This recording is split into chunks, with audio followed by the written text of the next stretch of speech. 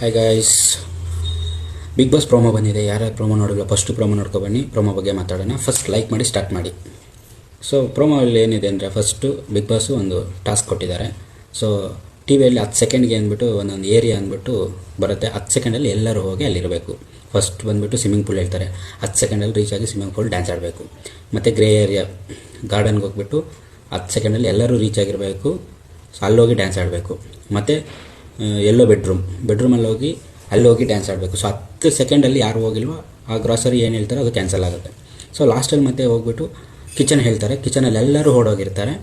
Gilli almost ಎಲ್ಲರೂ ಹೋಗಿರ್ತಾರೆ. ಅಶ್ವಿನಿ ಮಾತ್ರ ಲಾಸ್ಟಲ್ಲಿ ರನ್ ಮಾಡ್ಕೊಂಡು ಹೋಗ್ತಾರೆ. ಸೊ ಹೋಗೋದಲ್ಲಿ ಲೇಟ್ ಆಗೋದ್ರಿಂದ ಗ್ರಾಸರೀಸ್ ಕ್ಯಾನ್ಸಲ್ ಅಂತ ಬಿಗ್ ಬಾಸ್ ಅನೌನ್ಸ್ ಮಾಡ್ತಾರೆ. ಅಲ್ಲಿ ಗಿಲ್ಲಿಗೆ ಟ್ರಿಗರ್ ಆಗುತ್ತೆ.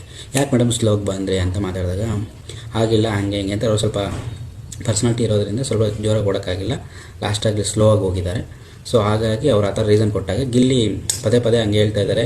ಎಲ್ಲದಕ್ಕೂ ನೀವೆಲ್ಲ ಬರ್ತೀರಾ ಅಂತ ಕೇಳ್ತಾ ಇರ್ತಾನೆ. ಅದಕ್ಕೆ ಅಶ್ವಿನಿ ಅವರಿಗೆ ಸ್ವಲ್ಪ ಸಿಟ್ಟಾಗಿ ಬೇಕು ಅಂತಲೇ ಮಾಡಿದೆ ಅಂತಾರೆ.